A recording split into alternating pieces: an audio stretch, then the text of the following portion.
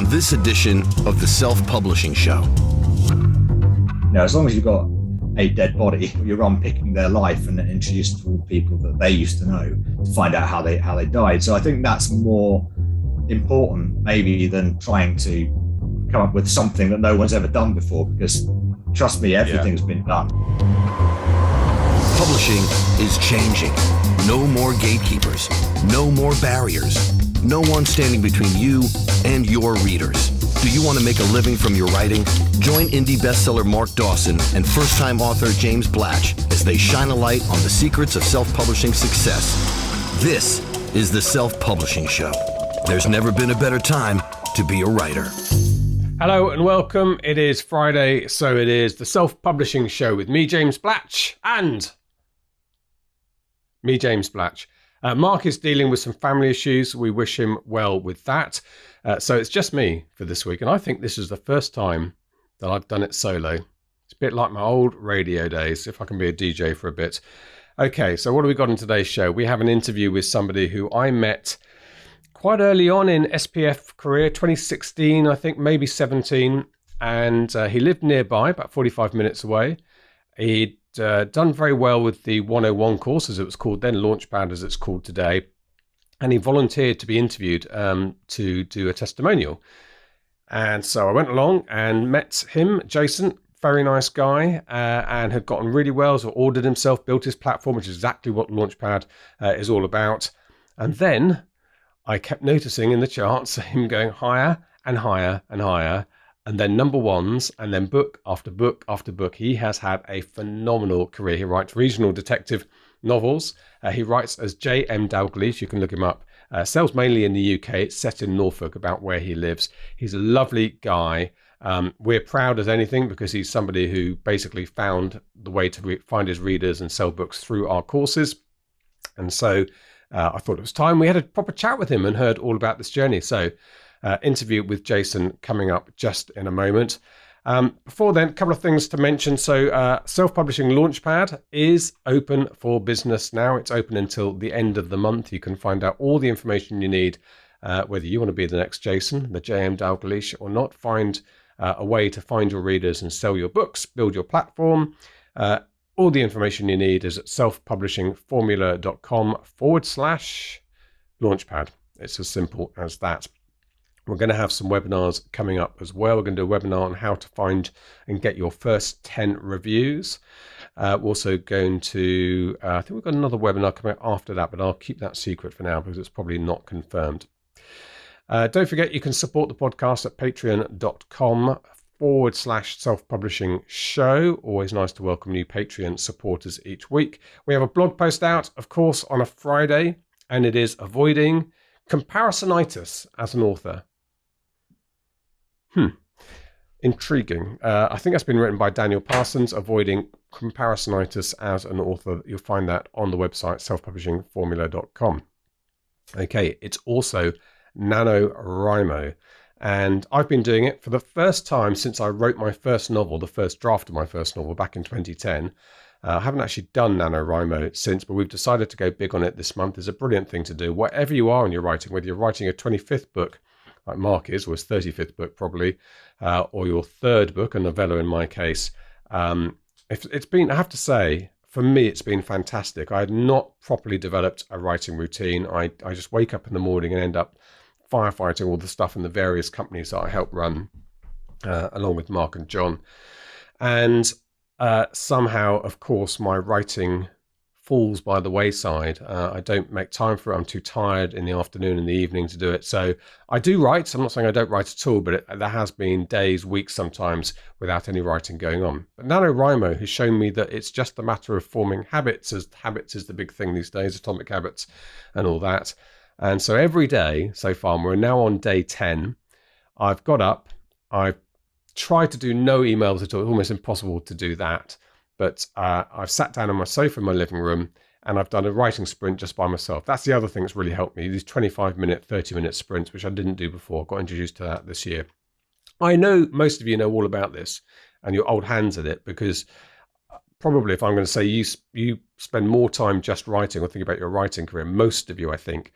But for me, it's something I'm going to have to make more of a priority. So I do a sprint in the morning, then I have breakfast and start the emails and all that stuff. And then I do another sprint at lunchtime at about 2:00. We've been doing them live actually into the Facebook community group. If you want to join me any day of the week, it's me, Mark, Tom, we rotate some other guests as well. Come and join us. You'll see a clock going. I've got my Pomodoro. I just packed it because I'm going to Vegas in a minute. A time I would do 25 minutes or 30 minutes, in fact, at 2:00.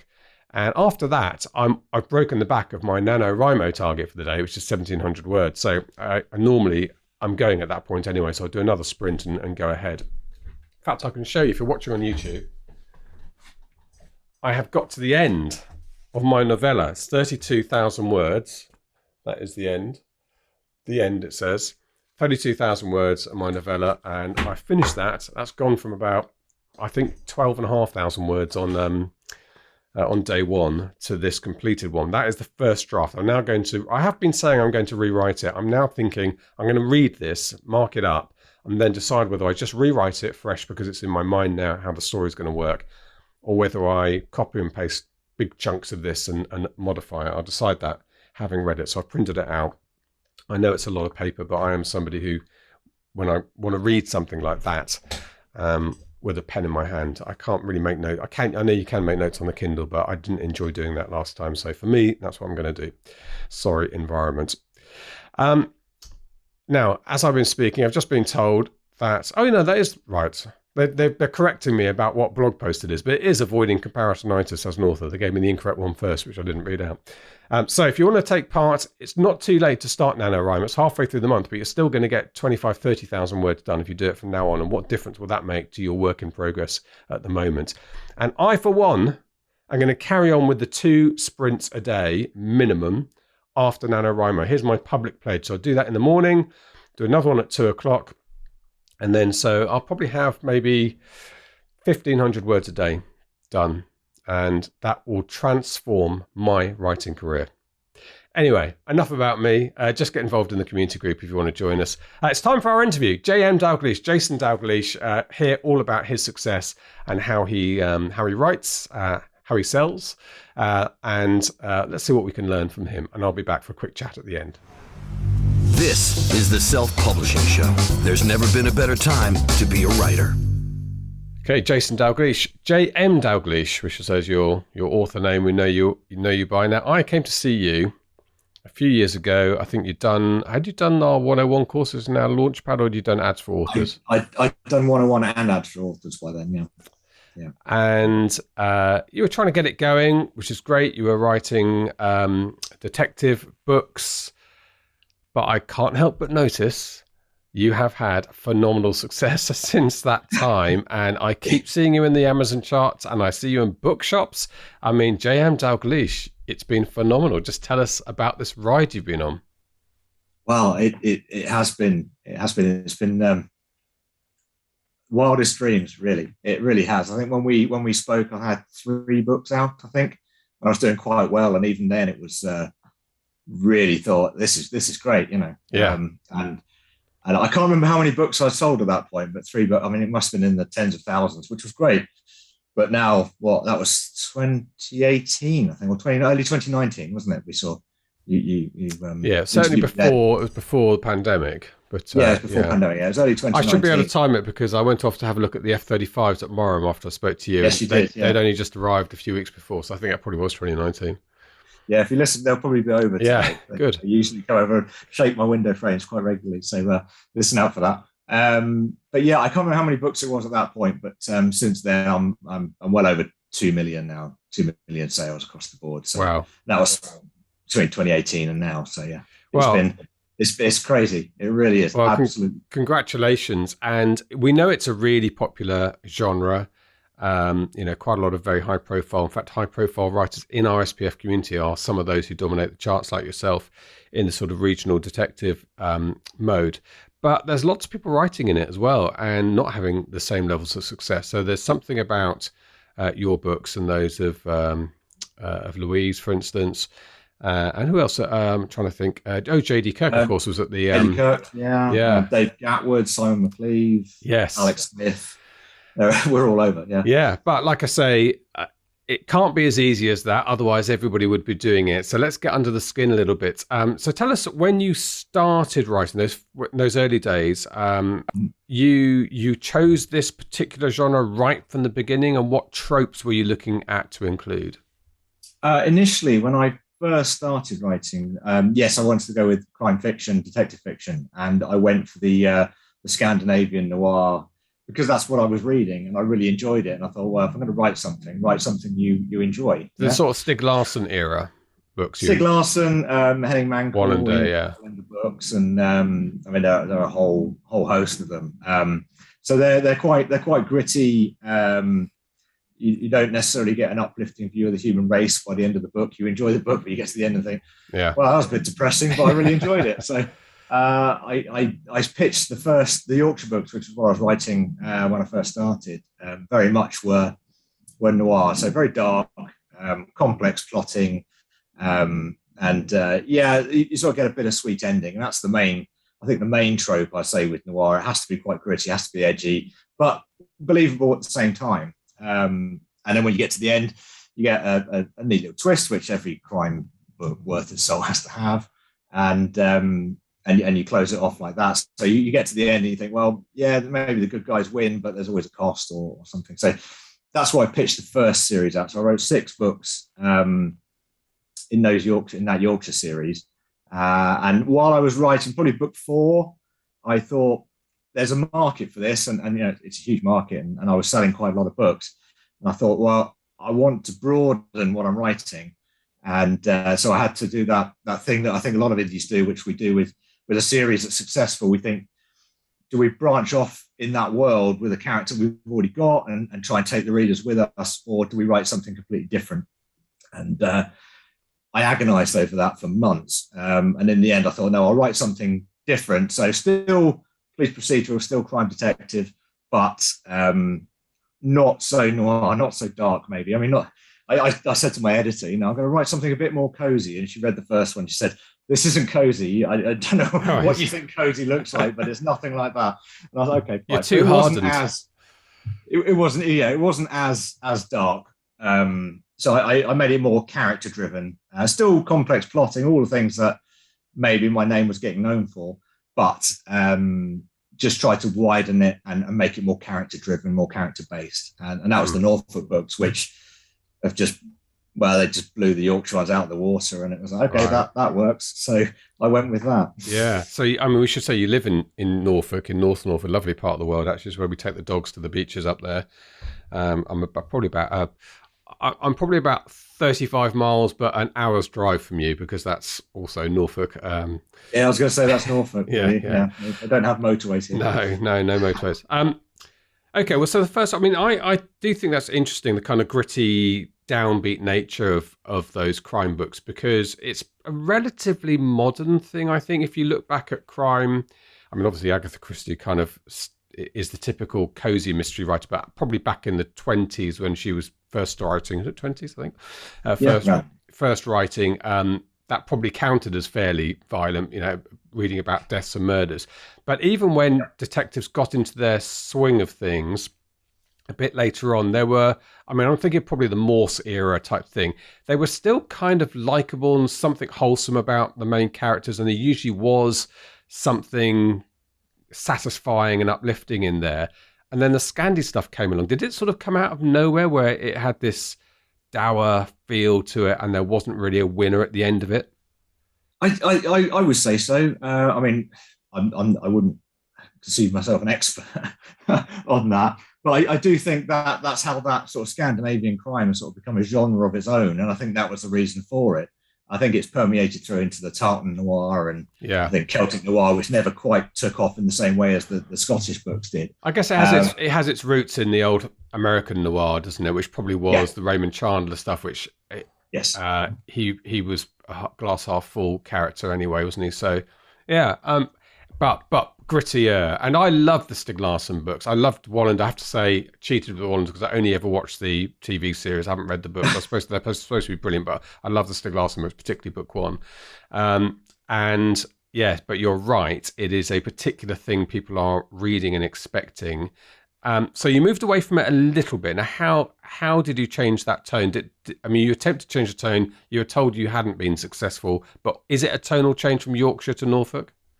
I would say because it might be more the style of writing that I used in the Yorkshire books. It was all very much from the lead protagonist's view. It was his viewpoint. So every book was written from his viewpoint. You're never inside anybody else's head. So if he didn't see it, hear it, have it told him, or think it himself, then it didn't happen in the books.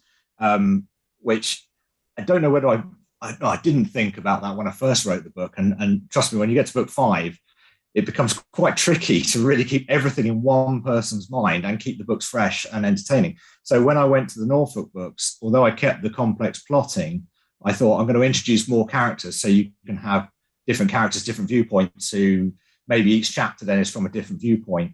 And then that each character takes on has their own personality traits and their own thought patterns. And so maybe that will change up how the book is read, how it comes across. So that's what it came about, being more character-led. Yeah. So the same complex plot, and that's very much similar in the Norfolk and Yorkshire books. They all have sort of convoluted plots, which hopefully I keep the reader guessing more or less till the end. It's quite hard when you start picking off suspects throughout the book, because you can't have too many suspects, but throw enough red herrings in as you go along, which is the way I did it in both series. But I think just that it is so character-led, it becomes slightly different, and you get to know more about those individual characters and their lives and what happens to them. But you have to make sure you don't go too far that way, to the detriment of the plot. So it's a real balancing act, and I think I've pulled it off with the novel.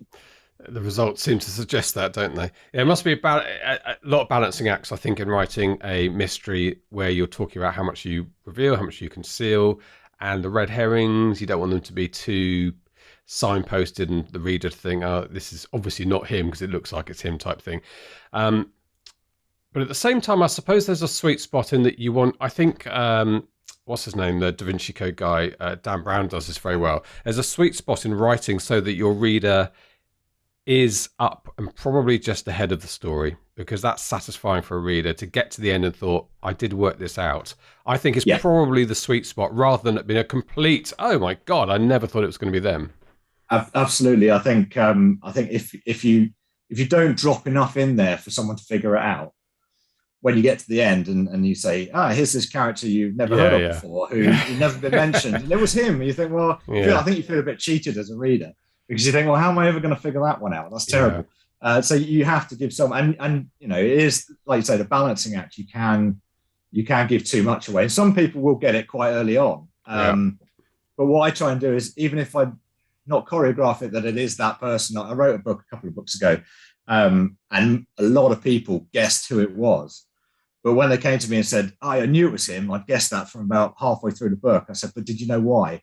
And they said, oh, no, I didn't get that till the end. And I thought, well, there you go. So there's two ways of looking at it. You can choreograph it a little bit, but the motivation is another thing. So And your Norfolk books are set in a fictional town or a real town, or?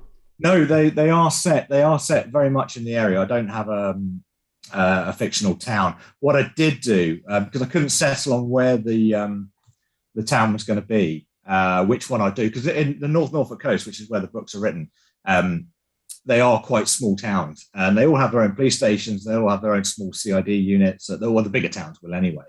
But I didn't want the team to be restricted to one small town of about 5,000 people, where everyone's dying every week. So I wanted them to be able to cover the whole of the North Coast and come inland. So I didn't really announce where the team was based, because you write historical fiction, so I'm sure you'll get emails from someone saying, I think Mr. Blatch, that car that you mentioned, that wasn't in production until 1964. FML. And I didn't want to get that happening. So I was very vague about where they were based. So they could be based anywhere. I have settled on Hunstanton in the last couple of books and said, okay, that's where the station is.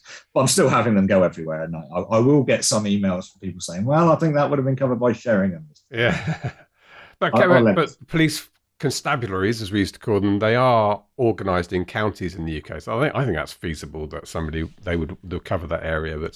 And people do like to tell you. I mean, I get conflicting emails. I'll get 2 emails from people who both served in the Air Force, so you both think would know, telling you exactly the opposite thing of each other. So you have to realize that people's own experience might not, one person may have done something one way and those people around them, and someone else in another unit in the same organization did it differently. So at some point, we're writers as well. I always put something in the back of my book saying, any mistakes is stuff I've made up. It's fiction. Yeah. I always quote James Cameron, who gives the greatest answer ever on this subject. When people said to him, and they always ask him in press conferences, why, fans ask him, surely there was space for Jack on that bit of wood floating in the Titanic. And he said the reason Jack couldn't fit on that bit of wood is because in the script it said he drowned. Right. And I think that's the perfect answer. You have to understand you're reading a story here. It's not real. Yeah, it's not real. So, yeah. Although I do have readers contact me asking me what happens to dogs that I mentioned in passing. Yes. I think, well, what happened to the dogs? And you look after them. I'm thinking that was just a throwaway one section, nothing even important. You can never kill a dog. No, you've got to tell them what happens with the dog. I've learned that once. North Norfolk is dog's paradise. We've got a golden retriever and a Labrador. We fit right in when we go to North Norfolk. And the beaches are very dog friendly there as well. So, by the way, if you don't know where we're talking about, most people are listening in America, in East Anglia, the bulging East Anglia, where the old Angles come from. We're the original, fighters, aren't we? We fought the Romans. The northern sort of hump of that on the eastern side of the country is beautiful. I mean, they are stunning sets of beaches. And if I can remember to send John Stone across, I'll send him some of our photographs so he can put them on this podcast. You can have a look right now at what those beaches. And that's just a stone's throw from your house, isn't it? Because it is very much 5 minutes in the car, and I can be on 10 miles of Golden Beach. It's fantastic. And that's that's one way of doing it. And I think LJ Ross, Louise has done the same thing. She's chosen a nice part of the world, Northumberland part of the world she knows well. It's beautiful. People like being there. So that becomes a character in the book classically. And I think J.D. Kirk's done the same thing in Scotland. But actually, Mel Sherratt has chosen a more grimy kind of town to write in. It's important that the place is a character. But what seems to be working well at the moment is that it's a nice character, kind of the Lake District or something. And that seems to be working really well. Yeah, I think that's true. You're right. The environment, the area where the characters exist does become a character in its own right, because, from my point of view, I mean, even the Yorkshire books are the same. You have the wilds, the moorlands, and you have the coast as well in Yorkshire. It's a massive area. And in Norfolk, obviously, you've got sparsely populated towns, lots of agriculture, so open fields, and so you've got big skies. And then you're on the North Sea coast as well, so you get an awful lot of changeable weather. And I think J.D. Kirk would say the same in Scotland. The weather's very changeable. I used to live up there. So it's very, very changeable. It could change 3 times in a day. And it does become a character of itself. And you're right. I don't know whether it's that readers like to picture themselves or reading a story in areas they've been to, because Norfolk is a very big holiday destination. So is Yorkshire. Scotland is, the Lake District, obviously. So a lot of people travel there. Or maybe if you haven't been, or if you live in a city, you quite like hearing about wide open expanses of beach. And I don't really know, but it does seem to work. But then I think there was a time when crime books in particular were really set in London, big cities, big grimy, and I don't know, maybe if you live in a sort of big metropolis, you quite like the idea of being somewhere else. Yeah. And until you go there and then you've got a half-hour round trip to get to a supermarket. But, that's... it certainly seems to work. Let's Karen talking about writing. I'm always fascinated by the writing process. In terms of the stories, do you scan newspapers? Do you pay attention to the news, to real-life murders? Or have you got a sort of stack of ideas in your head at any one time? I have a stack of ideas in my head that come about. I mean, sometimes I'll hear a news story and I'll think, well, that would be quite good. But I think these days everyone listens to news stories. So there was one recently, you will have heard about it. It was all over social media in New Zealand about an auction house where a load of suitcases were sold by auction. And when the people bought it, they got it home, they opened it up and they were found there were human remains in the bag. I thought, well, that's great. I'll do that in a story. But then I saw other authors popping up and saying, "God, that's the start of a new book." I thought, in about 18 months' time, they're going to be like a dozen books hit the shops, all with the same sort of backstory. So I thought, okay.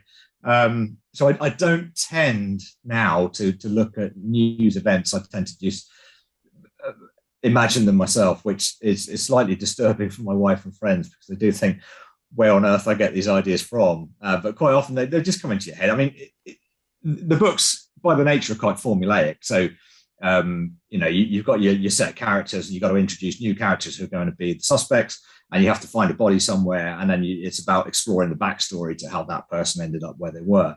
So I don't think you need to spend too much time trying to be really imaginative or really creative as to where the body was found. Or, I mean, it helps a little bit, and some of that might be tied in with the plot. But as long as you've got a dead body and a case to investigate, and they've got a backstory and they're an interesting character in their own right, even though they're already dead in the book. But you're unpicking their life and introducing to all the people that they used to know to find out how they died. So I think that's more important maybe than trying to come up with something that no one's ever done before, because trust me, everything's been done at least once. This is such a great theme, isn't it? That people always try and reinvent the wheel or try to do something different, and we learn from readers that actually what they like is their old pair of slippers that they put on. That's why they buy the books in big numbers, and so delivering that. And these suspects, we mentioned red herrings earlier, which is an important part of any of these detective. Some of the fun of it is trying to work out who's done it, and you're going to be misdirected a little bit. And I think there's a skill there, and I think I quoted this on a previous podcast episode. We were watching Mayor of Easttown, a Netflix or Apple, I can't remember which platform it was on, but quite a good series. Yeah, I think with the Titanic connection, wasn't she? No, was it her? I can't remember who was in it. It was her, wasn't it? Yes, yeah. What's her name? Her. I think so. Someone will let us know if we're wrong. Yes, no, I think it was her. But there was a red herring, one of the many, you'd expect it in that. It was a whodunit, basically. And I think it was her ex-husband, who was a teacher and had given money to the victim in the past, a schoolgirl, to help her out. And she was quite an attractive young schoolgirl, so it was obviously very suspicious. But there was no plausible reason why he continued to lie about it. When it was finally uncovered in one of the later episodes, and Jill and I talking about it, just thought, well, it's got to be the perfect red herring is somebody who has a really strong reason for not giving up the information, the connection they have with the dead person. And then you think, okay, so you thought you would be arrested or your marriage would fall apart or something like that.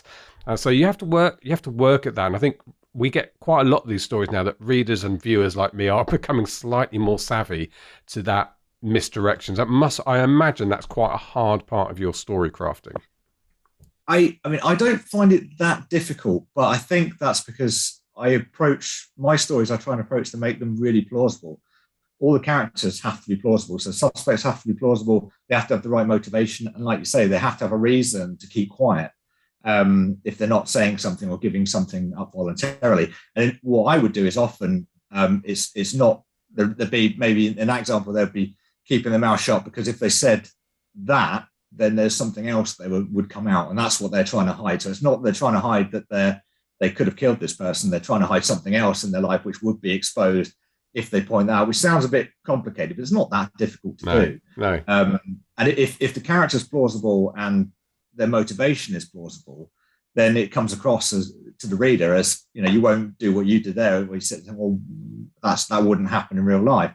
So I try to make, with a bit of artistic license, I try to make sure that what happens in my books would happen in real life. And I think that's what's relatable with the readership, is because I think, I don't know exactly why my books are successful, but for me, it would be because you could read it and you can, every character you think, I know someone like that, or I've met someone who's been like that, or, not that I've killed someone, but everything that happens is a plausible scenario, and with people that you can identify, people or you've worked with, or you've met.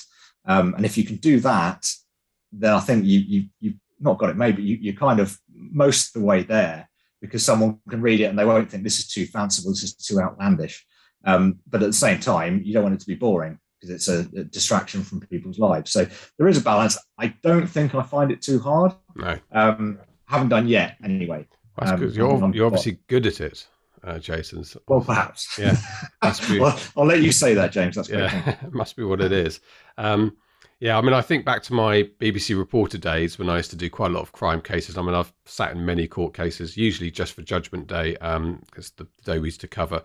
But colleagues from local radio would be there for the 2 weeks of a murder trial, and you get all sorts. But what struck me most of the time in those cases was how stupid a lot of the people who committed these crimes were. And the only difficulty the police face is in a court environment. The defense lawyers can make really what looked blindingly obvious to everyone suddenly murky the waters a little bit. So I think the court cases are quite interesting. Do you get into the court cases very often, or are you all about solving? No, Is that a different genre, court stuff?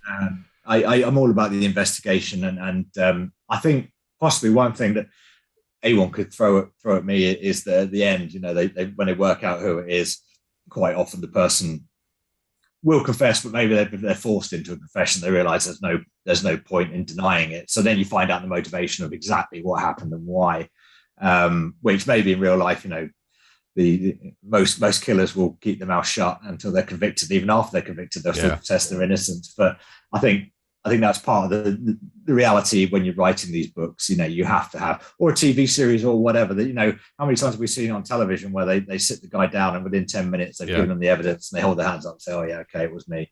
Whereas now in real life they do a no comment interview, don't they, and throw their cards up in the air for the jury. But yes, every Scooby-Doo episode, every Agatha Christie, they always there's usually this confrontation at the end of the episode, isn't there? And so you have to have an end. You have to be able to do that. So I don't get into the court case. I think if you're doing that, if you really want to focus on the court case, then I would say write a crime drama that's based in a courtroom. Yes. And make that the book, because you can get plenty in there. There's a whole book in there easily on a court. Yeah, different genres. Which brings me on to the authenticity side of things, because courtroom dramas must have to be quite slavish to procedure, and it's very annoying for anybody who knows even anything about how courts will operate to see them misportrayed. But you're writing police procedurals. How do you keep up to date with police techniques and so on, procedures? I think there's a bit of a hot debate on this within crime writers as to how authentic you have to be. I was on a panel just a few weeks ago with some other crime writers who are also quite successful, and he is the main guy there was an ex DCI. He worked many murder cases. I think he'd been on the Yorkshire Ripper case back in the 70s, I think.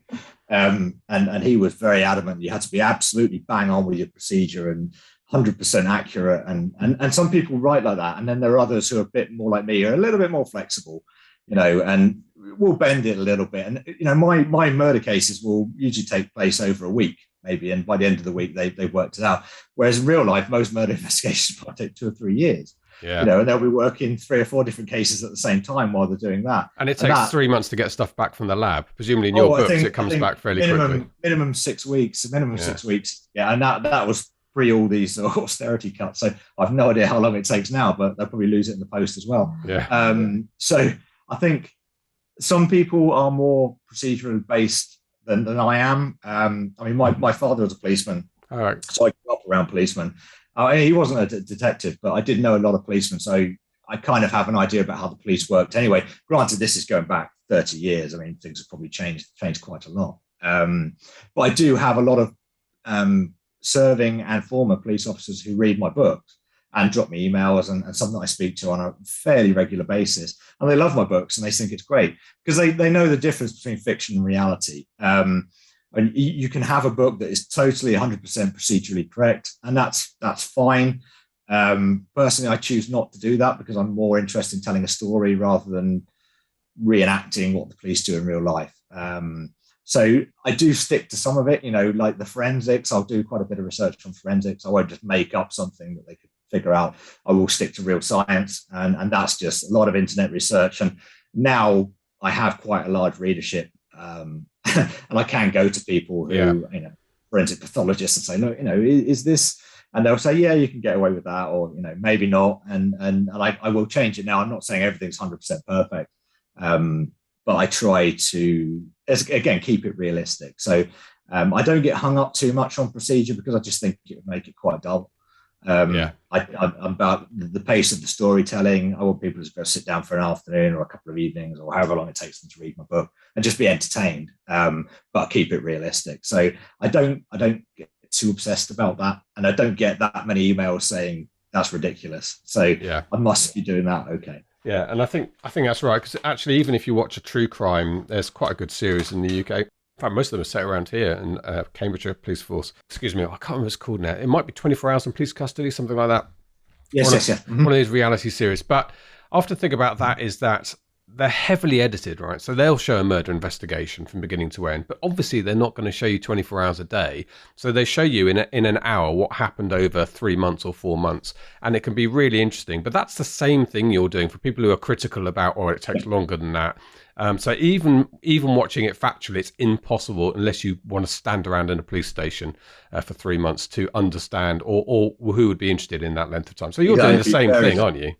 Yes, yeah, absolutely. You have to remember what we're all trying to do is entertain. Yeah. Well, certainly when you write fiction, I think you're all trying to entertain people. And if you're doing that, you just can't keep it total realism, because it would just be really, really boring. Yeah. I know my dad, he found his job very, very dull. Yeah, a lot of police work is, though, isn't it? I mean, that's the thing. Yes, it is. And I think my thing with historical fiction is, particularly with aviation, which is quite geeky, is basically to know when I'm departing. So I'm quite, in fact, I have things like, if you're watching on YouTube, this is the Venom Mark IV pilot's notes, which is useful for their checks, that they sit in the cockpit and run through some checks, and I get that exactly right because I've got the old. But for other stuff where he lands on a dirt strip, they just simply wouldn't countenance of landing on. But for the story, I need it. At least I know I've made that up. It's not realistic. Someone writes to me afterwards and said, "Well, that's part of the story. That's the old James Cameron answer." But I did get that checklist right, if that makes you feel better. So I think being caught out by something you genuinely thought was authentic and actually wasn't, that's something which has happened to me and probably has happened to you. That's something probably to learn from and avoid, I would say. Yeah, you will make some mistakes, and you will have someone point it out gleefully. But then sometimes like you said earlier, sometimes about an interpretation, or they remember something a bit differently. I being in Norfolk, I've driven routes, so I took a route and I drove it to make sure I got it authentically right at that time of day, so I knew how long it would take, more or less. Sometimes that'd be different. And I got an email from someone on that split route saying, "You can't do that in that time." And I thought, well, do I go back to them and say, "Well, actually, I did do it"? You should definitely do it. Sort of give them the GPS track. Yes, thanks very much for the feedback. I don't want the 1-star review. So that's what you do.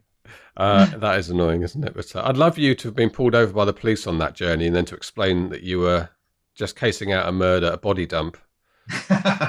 One morning, yeah. A journey to a deposition site, as they so one of those expressions I learnt when I was a BBC reporter. Deposition site. Words you don't hear unless you're a crime writer, crime reader, or a BBC reporter.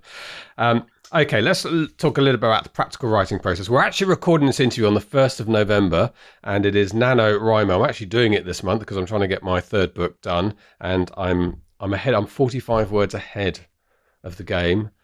Fantastic. It's not even 3 o'clock. So what is your writing routine, Jason? I can see since I interviewed you, and by the way, you had a broken arm last time I was at your house. That's fixed, and you're out of the house and in the shed in the garden, as I am in the shed.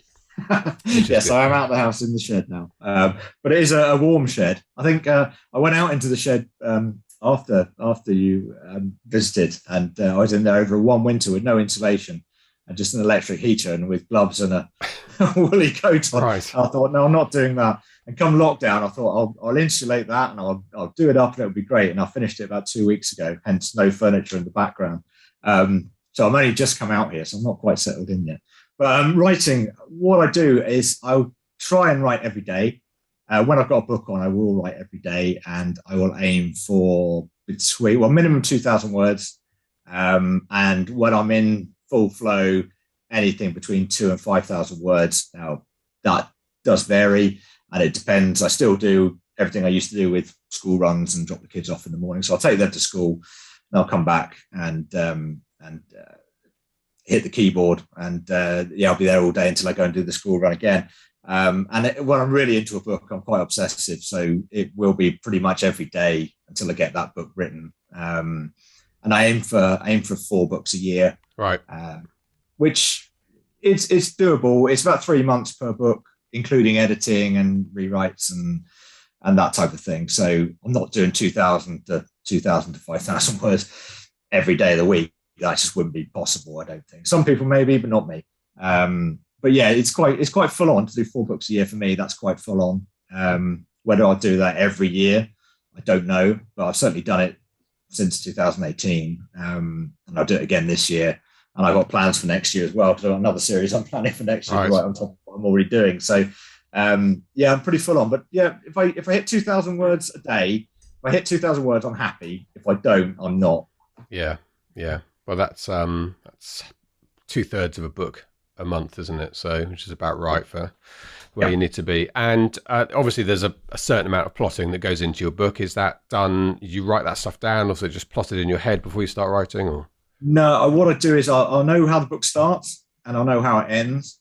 And what I'll do is I'll sit down and I'll know the story, and it'll just be bullet points of what happens in the story.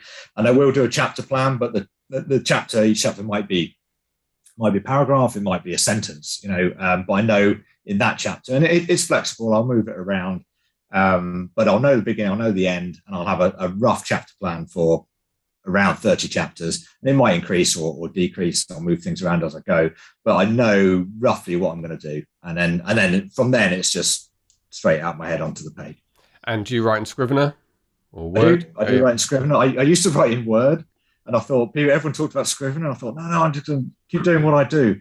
And anyone who's written 90,000 words in a Word document, it gets really laborious by the end, and it crashes, and it's a disaster. So I eventually, because I'm quite a slave to my routine, so to change from Word, I mean, even to change from typing to when I had the broken shoulder when we spoke, I was using dictation software then, and I wrote 3 books I think that year with dictation software, because it was a 12-month period when I couldn't type very well or use my arm very much. So I used dictation software. I've never used it since, because I'd had really? enough of that. That's interesting. I think it's tied in with that I couldn't type, Yes.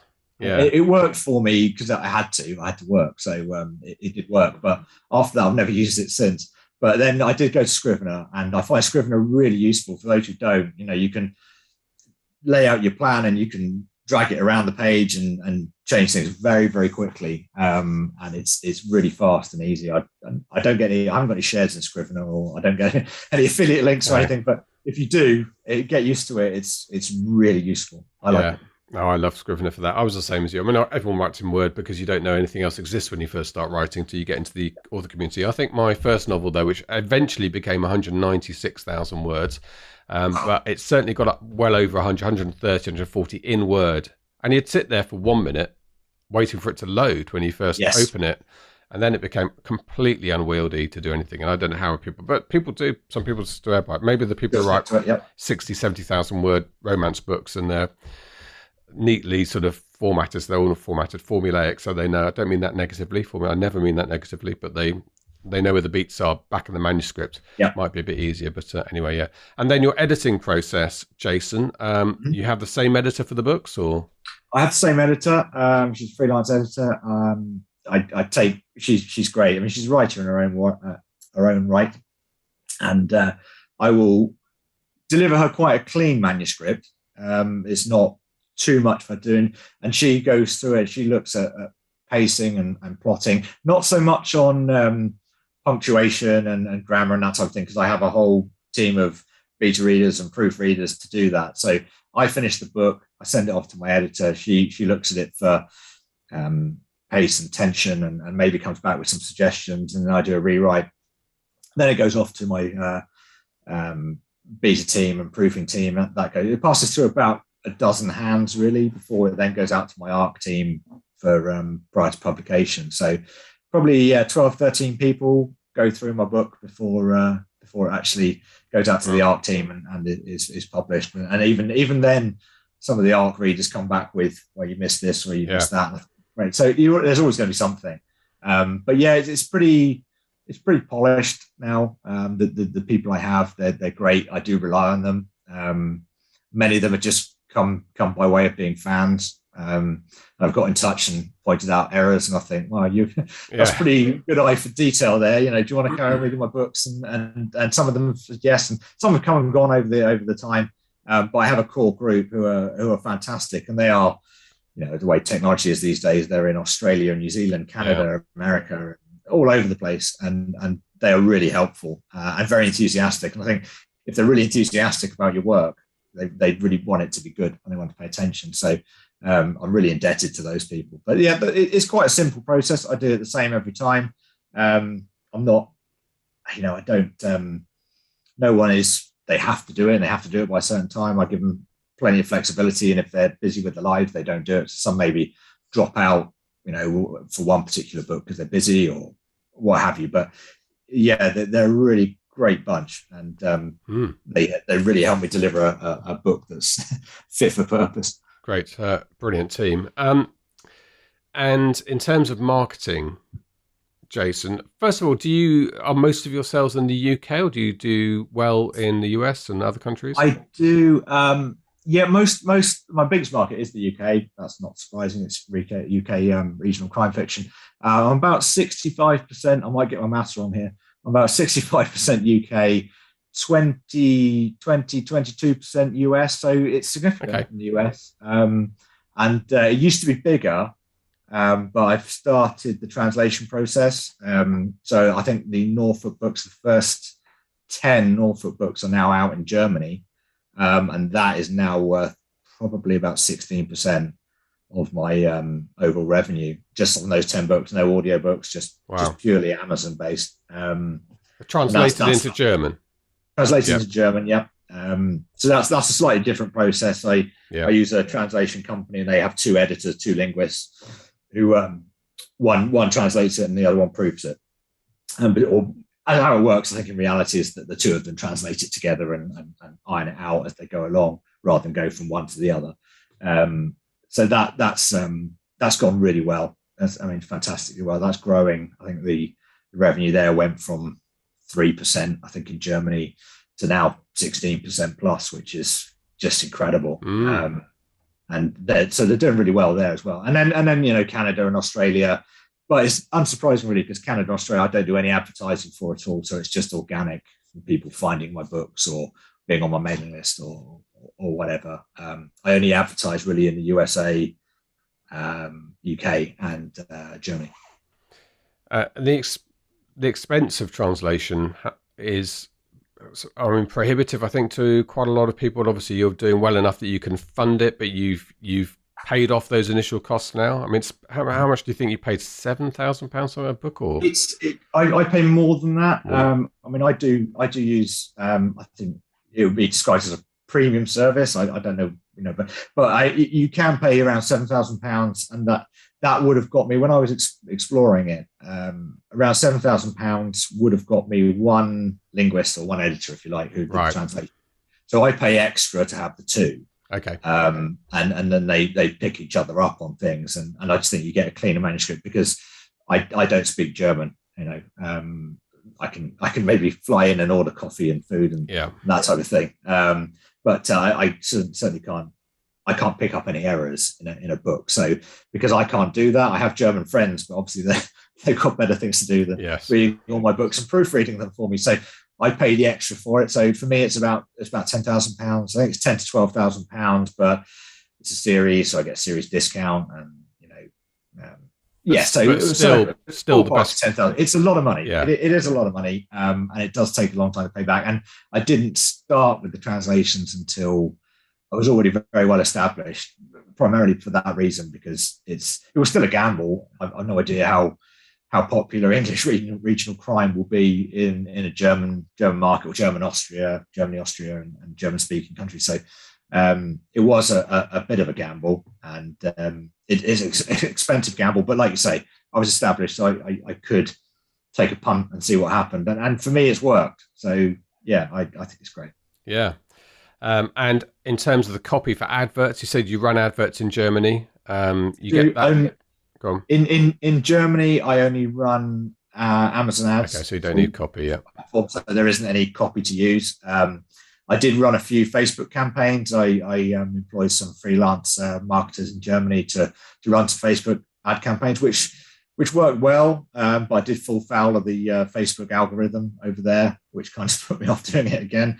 It was a nightmare. I won't go into detail. I think you can run ads, obviously, on Facebook in Germany, and it's fine. And there was nothing particularly untoward, I thought, but I think many of us indies have fallen foul of Amazon's, not Amazon's, or Facebook's algorithm on trailer ads. So, I just thought, right, from there, I'll just stick with Amazon, whereas I use Facebook in the US and the UK as well. Yeah. So in terms of your split, actually, first of all, your income split, if you don't mind me, it's not, you have to give us much or little as information as you want, but I'm always interested in sort of split between audio, which we haven't mentioned yet, audio, paperback, and Kindle. Do you roughly know? Are you in KU? I'm in KU, yeah. All my books are in KU. It runs about 55% just ebook sales. Yeah. Kindle is 40, and then audio and paperback sort of split between, and maybe KU is a little bit less than that now, and audio and paperback is more, but they're significantly less. Yeah. Although, like you say, I do have books in paperbacks in shops now, not as many as I'd like. Partly, I think that's prohibitive because it's all still print on demand. I'm looking into doing print runs and getting them into distribution centres, which will make them more affordable, because obviously print on demand is quite expensive per copy, and for shops to sell them to make a profit, fair enough, it's not great for them. So the shops I am in, fantastic, thank you very much. And some of the local independent bookshops are very keen to have my books in. Certainly the local ones here, I always sort of organise for them, and I give them signed copies and that type of thing, just to, I don't know how much they sell them for or how much money they make, but they seem quite pleased with me doing that. So, but that's just an extra thing I do. I wouldn't put stock in that as saying that's going to be the difference between being successful. No, and the vast majority of your sales are the electronic version, either through KU or ebook. Yes, absolutely. Yeah, which you'd expect, I suppose. And in terms of your marketing, so you say you do Facebook ads and Amazon ads in the US and UK, probably your two biggest markets. Is that evenly split, or you favour one over the other?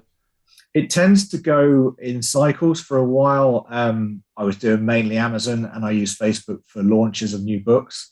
So where I did big campaigns across multiple ad sets, people who know us will know, multiple ad sets and big campaign for a week or two, just to really hit the charts as high as you can. And then I'd scale back the Facebook and just leave it in Amazon and run Amazon ads as a sort of background option for the whole series to keep my profile up.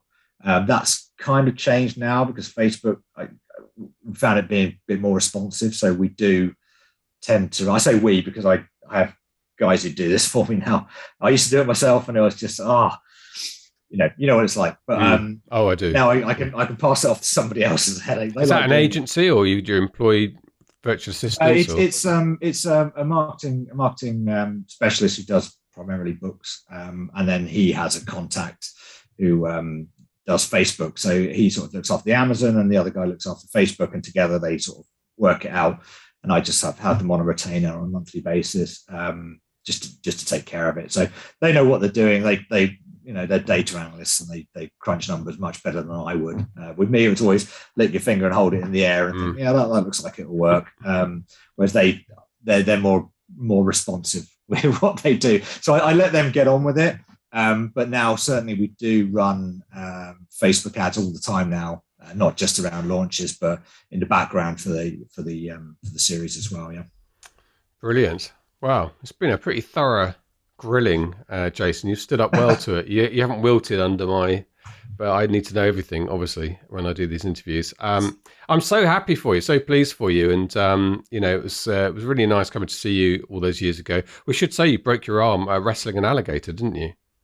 Yeah, I was. There were two alligators. Actually. Yeah, well done. Yeah, and you wouldn't believe what they looked like afterwards. No, you did well with that. No, wasn't it football? Was it something like that? It was playing football with my children on a slightly damp, very frozen surface in January of 2019. Surely the ref should have called that off, that game. Well, you'd think, but it was right at the beginning of the game. I was just running in a straight line and ended up pitching forward and landing awkwardly. I've been skydiving, rode motorbikes. I did all sorts. I never broke anything. And I got into my mid-40s and fell over running in a straight line. Can you believe it? Welcome to grown-up land. No, I'm so happy for you. Really excited, and it's been brilliant to see you grow and do so well. Look forward to next year's series. We'll have you back on the podcast because there's so much to talk about, I think, with this, and maybe you'll even at some point be able to afford some furniture in your office. Maybe, I hope so. But yeah, I'll be more than happy to come back. I appreciate it. Thanks, Jason. Thank you for having me.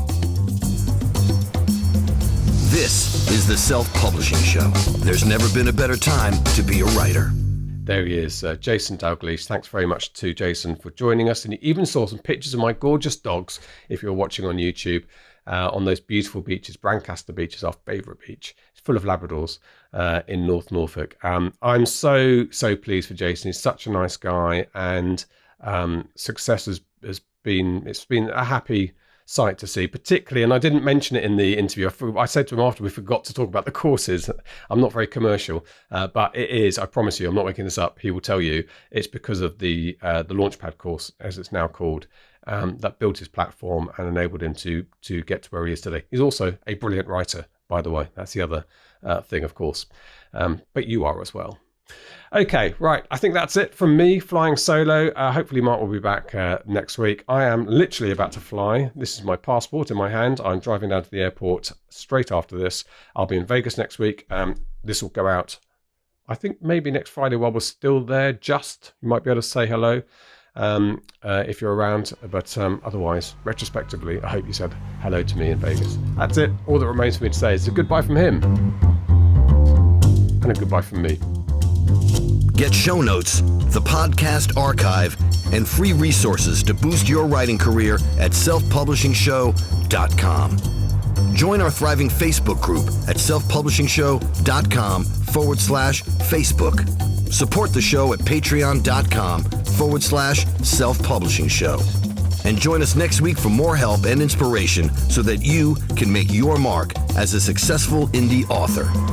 Publishing is changing, so get your words into the world and join the revolution with the Self-Publishing Show.